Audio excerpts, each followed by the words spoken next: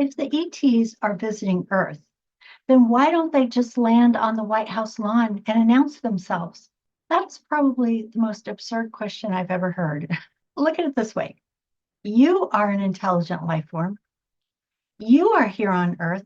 So why don't you just land your helicopter on the White House lawn? And what do you think would happen? What would happen if you opened the door and stepped foot on that pristine grass? Well, at worst, you would be shot to death. And at best, you would be arrested and put in prison. And if you happen to be an ET, you would also be put through torturous medical examinations and interrogated for the rest of your short life.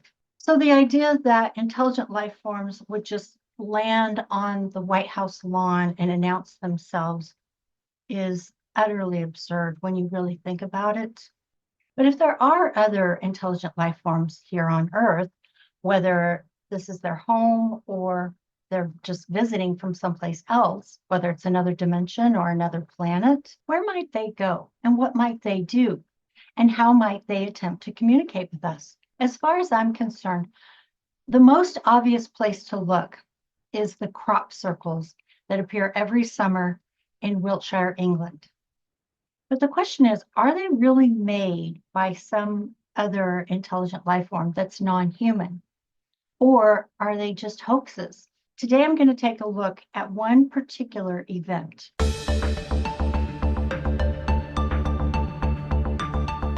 On August 11th, 1996, in the fields surrounding Oliver's Castle in the Wiltshire region of the UK, unidentified orbs of light circled the corn crops. And while they did so, a pattern slowly appeared in the field below them. And believe it or not, this entire event was filmed on a camcorder by a young man named John Whaley. The Oliver's Castle incident is one of the most astounding in the history of crop circles. But why is that? What was so unique about that event in 1996 in the fields surrounding Oliver's Castle that made it one of the most important events in crop circle history? Today, I'll take a look at the events that occurred on the morning of August 11th, 1996, including a clip of the video that John Whaley made that morning. Was the event real? Did John Whaley truly capture this extraordinary phenomenon on his handheld camcorder? Or was it all a hoax? Let's take a look at the evidence and then we'll see what we can conclude. In the summertime of 1996, a young man, only 19 years old, named John Whaley, traveled from Bristol to Wiltshire, England, where he hoped to actually learn something about the crop circles because he was very curious about them.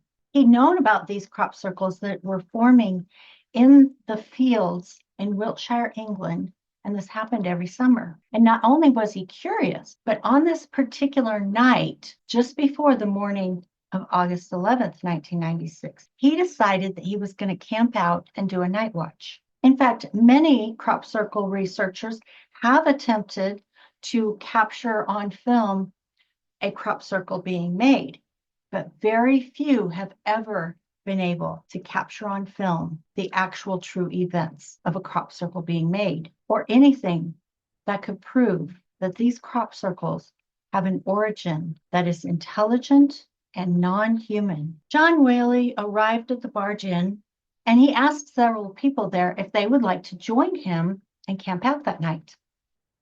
Unfortunately, it was cold, wet, and rainy that night, and nobody wanted to go with him. So he went along on his own and set up his tent. And then during the night, it was about 4 o'clock in the morning, as it was becoming light, he was awakened by some sounds. So he unzipped his tent, and to his astonishment, when he stepped out, he saw 2 orbs flying around the field. There were these 2 white spheres of light, and they were just flying over the field. So he grabbed his handheld camcorder, and he filmed these orbs flying around the field for more than 15 minutes. he was completely transfixed by them. And when it finished, he was so excited. He took his camcorder. He wanted to show it to someone, but no one was around because it was so early in the morning. So he drove back to the barge inn. According to witnesses, people first made contact with John Whaley that morning around 10:30 or 11 a.m. This was at the barge inn where some people were actually camping and others were arriving for their normal daily activities. But as they started to show up, there was John Whaley running around, showing people what he captured on his camcorder.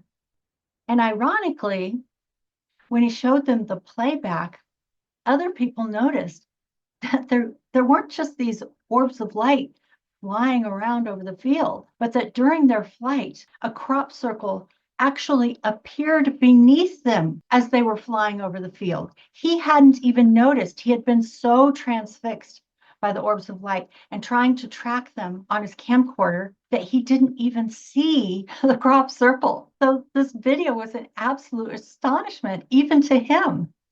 Today, as I'm making this video in late 2024, John Whaley has gone underground due to some unfavorable attention. Crop circle researcher Gary King did not witness this footage on John Whaley's camcorder. However, he did talk to witnesses who were there and saw it with their own eyes. They were people that he knew, including Polly Carson, a farm owner, and a number of others who were absolutely convinced that this was proof that something extraordinary was happening, and that this was the evidence to prove that the phenomenon with the crop circles was supernatural. But that's not the end of the story.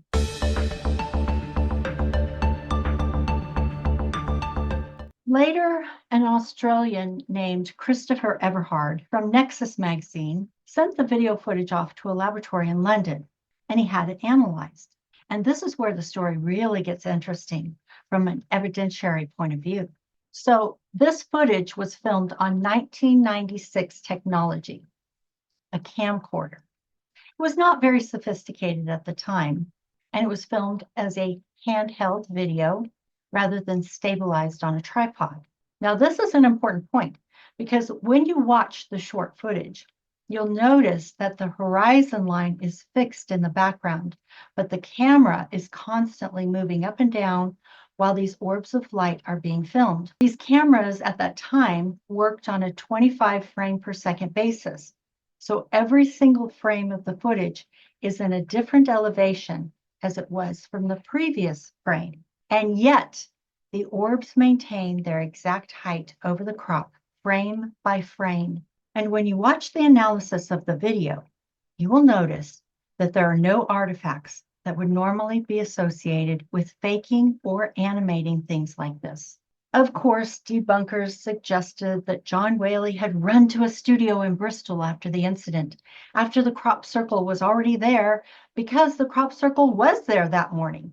And he had some people animate the balls of light and animate the crop circle appearing. And they suggest that he accomplished this extraordinary feat in about 5 hours before he got to the barge inn and showed everybody what he'd caught on his camera.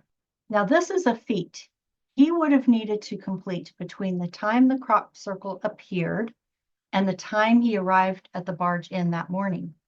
At the most, he would have had only 5 hours to create this fakery. Is that even possible? In 2004, documentary filmmaker Terry Tofinis decided to see if he could fake this kind of video. And so he went to some Disney animators and showed them the footage and said, okay, using the latest technology that you've got in 2004, could you fake this? And how long would it take you? What would it involve? And these guys told him they'd need at least 4 days. And they didn't know whether they could make it look that good. There would be artifacts, and there would be things that would be detectable as a fake. Now, that's a very important point. With today's technology, even desktop technology and motion graphics programs, it is possible something like this could be made more convincingly. But we're talking about an event that occurred in 1996. And we're talking about a young man, 19 years old, who not only had to fake a video, but also had to be in the right place at the right time where a crop circle, which wasn't there the night before, suddenly appeared the following morning. When the crop circle formation was analyzed, Michael Glickman did a serious amount of analysis on the formation and found that it was perfectly geometrically constructed. It had hidden sevenfold geometry in the design and was elegantly laid out in a very large field. So it was a field where no crop circle had been there that night.